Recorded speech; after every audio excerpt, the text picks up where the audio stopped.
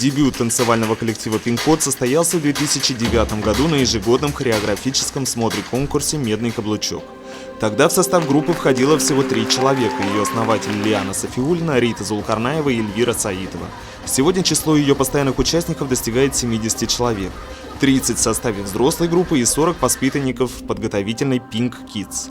И на этом набор не останавливается. Коллектив продолжает пополнять свои ряды всеми желающими овладеть универсальным языком танца. Занятие танцами ребенку полезно, конечно, во всем. В данном случае это не только умственное развитие, но и развитие ребенка с творческой стороны. Кроме как и физических нагрузок, ребенок также получает и развитие в области хореографии, в области театра, то есть умение вести себя на сцене, умение себя преподнести. Этим мы как раз-таки обучаем детей, и в сегодняшнем начетном концерте вы как раз это увидите.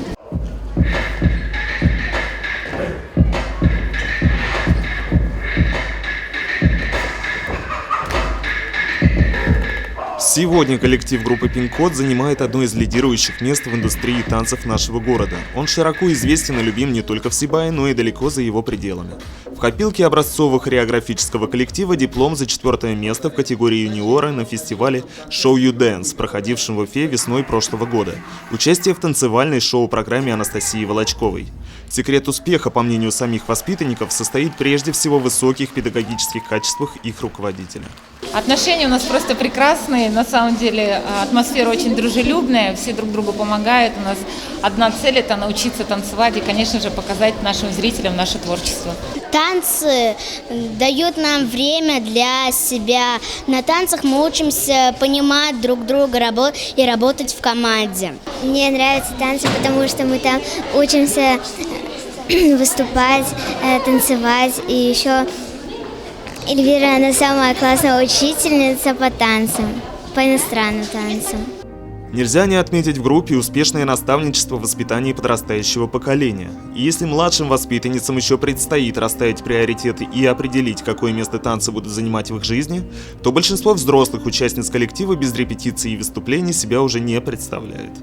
Для меня это жизнь, для меня это, да, я не могу без них. А перспективы на будущее какие видишь? Перспективы для будущего – стать хореографом в первую очередь, да. Это моя основная цель. С детьми я тоже, занимаюсь, когда у Эльвиры нет свободного времени, я ей помогаю, когда она попросит.